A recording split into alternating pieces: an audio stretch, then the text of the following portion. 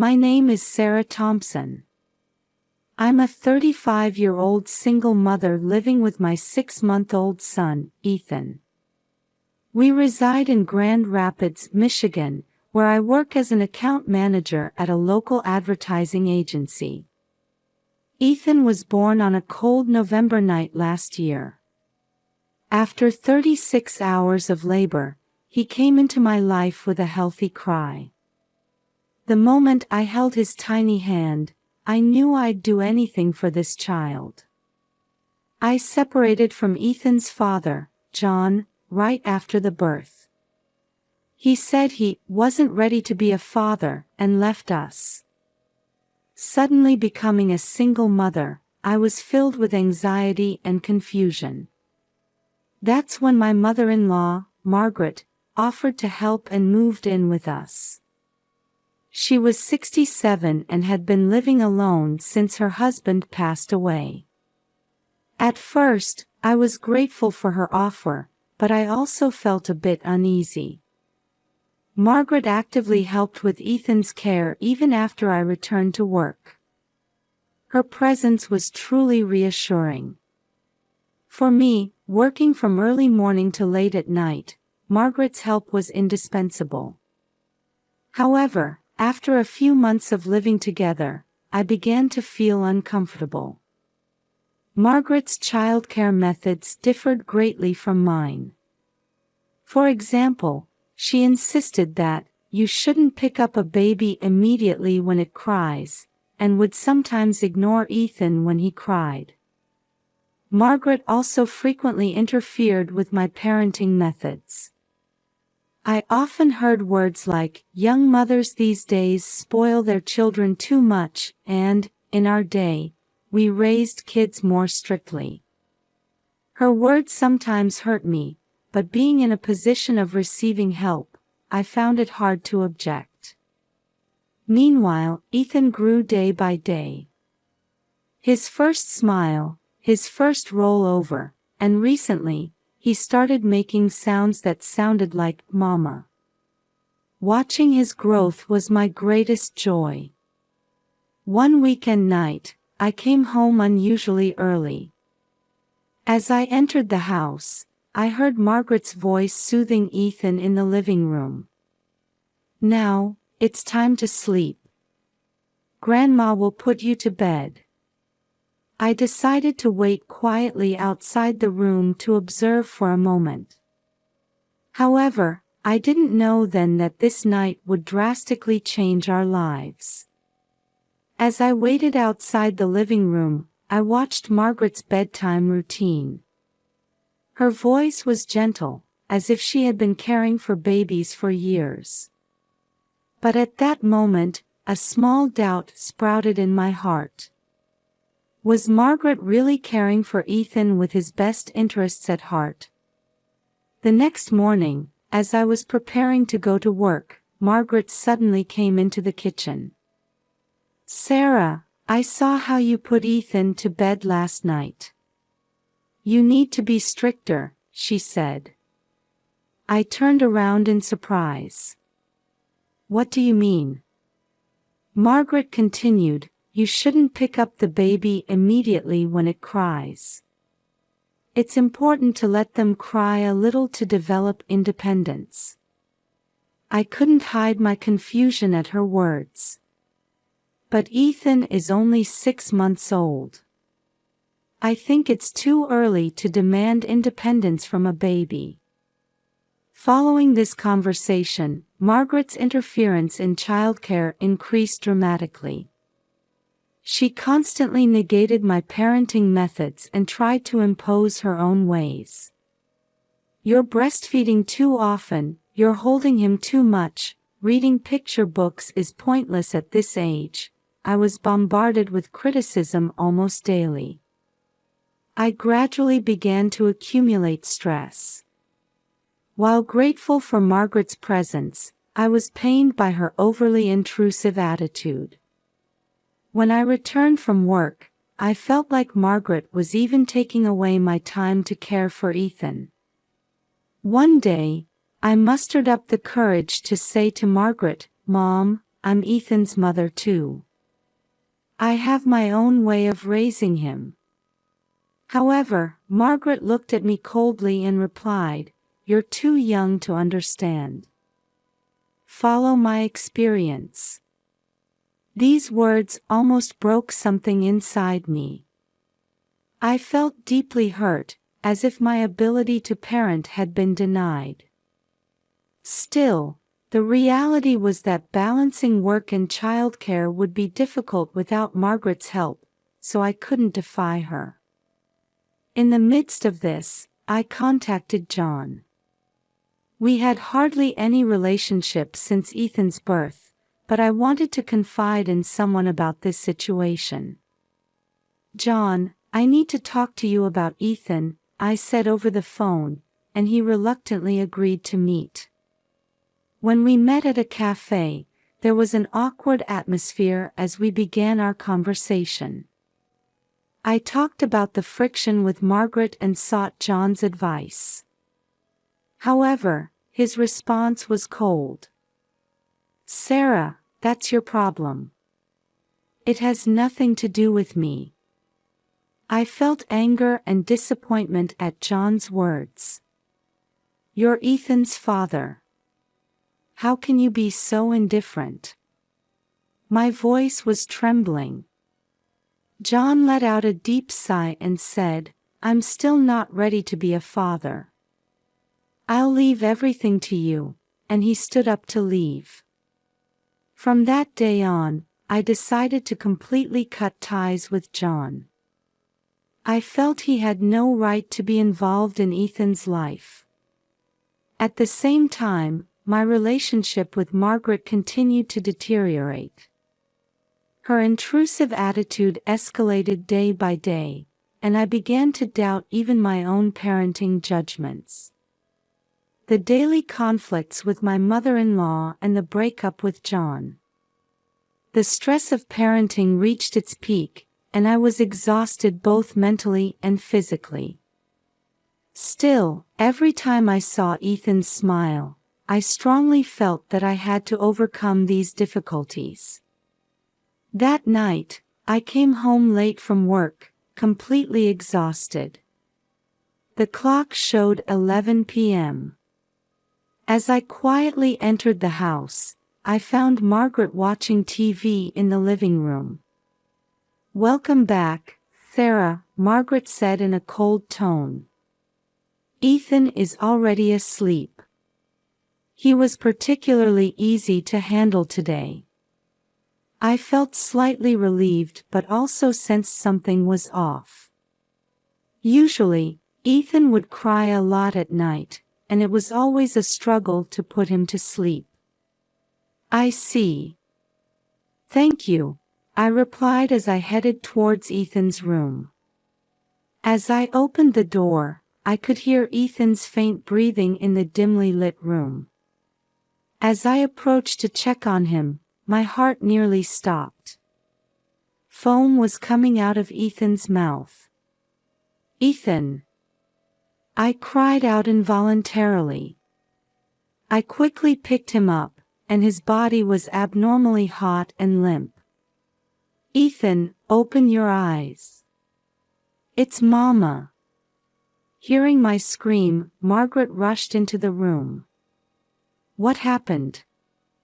"Ethan is foaming at the mouth," I explained desperately.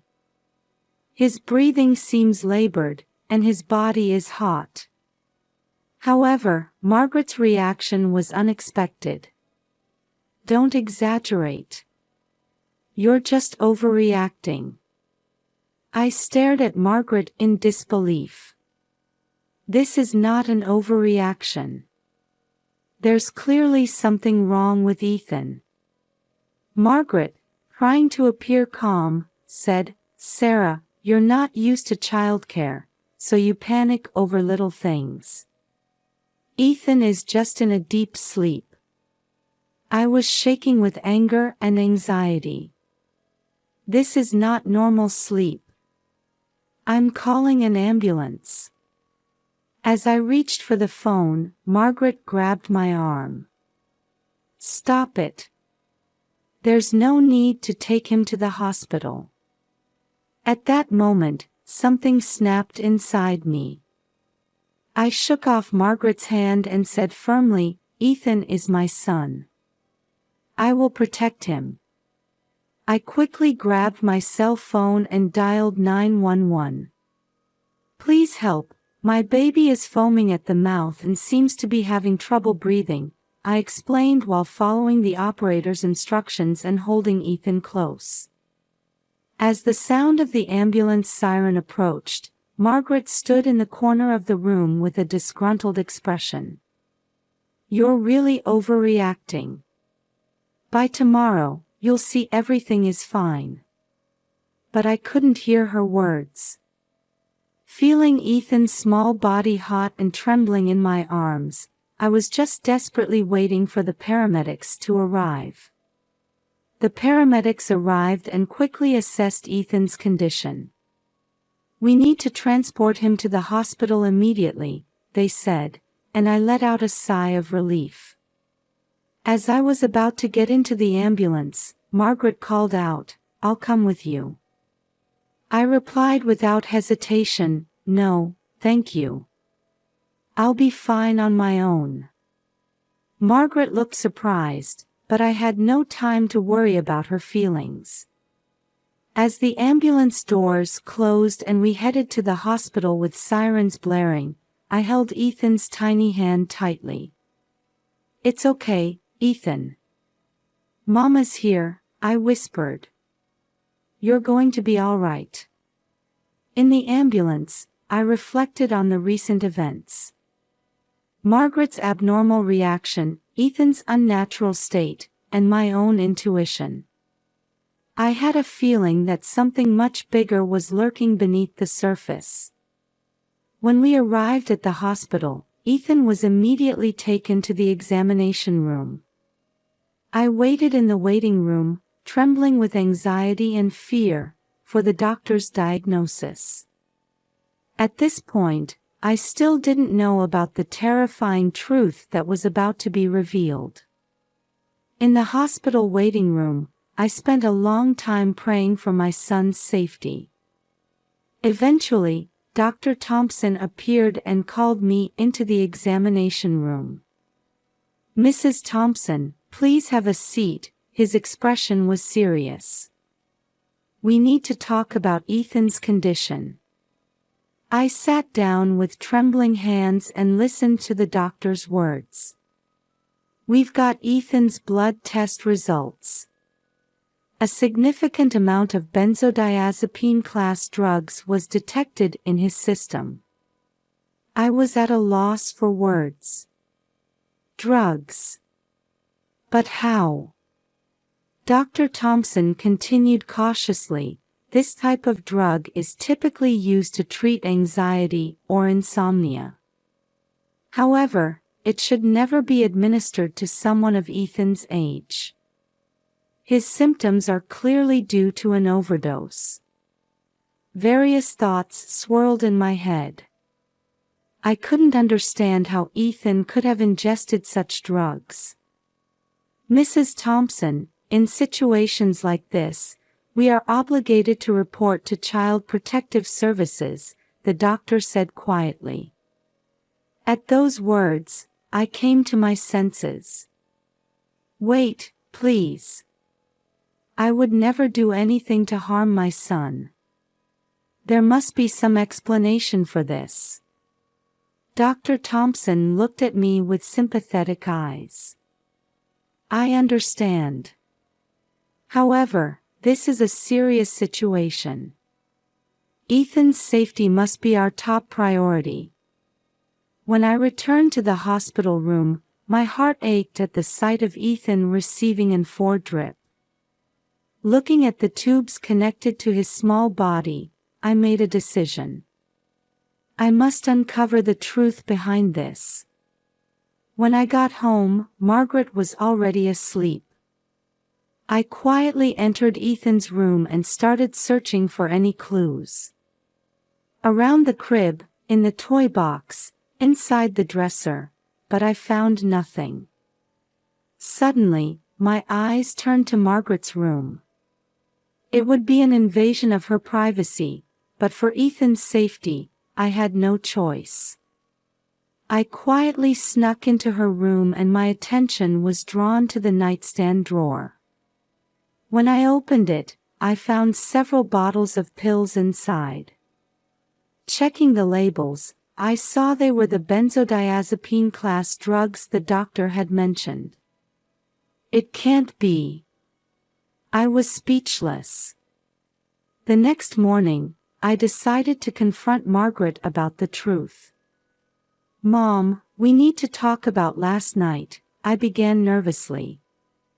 Margaret responded with a composed expression, "What is it?" "Drugs were detected in Ethan's body. The same kind you have." Margaret's expression froze for a moment. But she quickly composed herself. "What are you talking about? What about my medication? Mom, please be honest. Did you give Ethan your pills?" Margaret suddenly became furious. "How dare you say such a thing? I would never hurt Ethan." This reaction only strengthened my suspicions. However, I still lacked decisive evidence. That afternoon, I contacted John. I explained the situation and asked for his cooperation. "Sarah, that's terrible. But what can I do?" John answered hesitantly. "John, you're Ethan's father. Let's uncover the truth together." After a long silence, John sighed. "All right. I'll help as much as I can." We made a plan. John would come to the house and distract Margaret while I thoroughly searched her room. On the day of our plan, John arrived as scheduled. Margaret was surprised by the sudden visit of her grandson's father but began entertaining him in the living room. Taking advantage of this opportunity, I snuck into Margaret's room. As I carefully searched through drawers and shelves, I found what appeared to be a diary. When I opened it, I found shocking content written inside. "Ethan's crying is too loud to sleep. Tried giving him a small dose of sleeping pills. It worked, so I'm relieved. Sarah doesn't listen to my advice. This child is being spoiled too much. I'll increase the dose a bit more." My hands were shaking. This was the decisive evidence. When I returned to the living room, John and Margaret were deep in conversation. I gave John a knowing look, and he nodded in understanding. "Margaret, we need to talk," I said with a trembling voice. Margaret looked puzzled. "What is it?" "I know everything. About you giving Ethan drugs." The color drained from Margaret's face. "What are you talking about?" I took out the diary. "This is the evidence." Margaret was at a loss for words and collapsed into a chair. John stood next to me with a shocked expression. "Why did you do this?" John asked. Margaret answered through tears, I just wanted to keep Ethan quiet. I thought Sarah's way of raising him was wrong." My chest felt like it was going to burst with anger and sadness. But at the same time, I felt relieved that the truth had come to light. "Margaret, you can't stay here anymore," I said firmly. John placed his hand on my shoulder and quietly said, "Sarah, I'll help too. To protect Ethan." At that moment, I saw a sign of reconciliation between John and me. We made a decision to fight together for Ethan's future. After Margaret's confession, the atmosphere in the room was tense. I took a deep breath and considered my next move. Margaret, your actions are unforgivable. You put Ethan's life at risk, I said as calmly as I could. Margaret looked up, this time with eyes full of anger. What do you know? I was thinking of Ethan's best interests. That's not love, I interrupted. Your actions are abuse.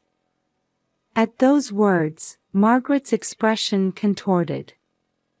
Abuse? Don't be ridiculous. She stood up and walked towards me. John tried to intervene, but I stopped him with my hand. This issue had to be resolved by me. Margaret, I can't let you stay here anymore. I'm going to call the police, I announced with a shaking voice. At that moment, madness flickered in Margaret's eyes. You don't understand anything, she screamed and suddenly lunged at me. John moved quickly to restrain Margaret. Mom, stop it. Taking advantage of this, I pulled out my phone and called 911. Please help. A family member has been giving drugs to my baby. She's becoming violent now. For the few minutes until the police arrived, the room was filled with an eerie tension. Margaret, still restrained by John, glared at me with hatred. When the police officers entered the house, I let out a sigh of relief.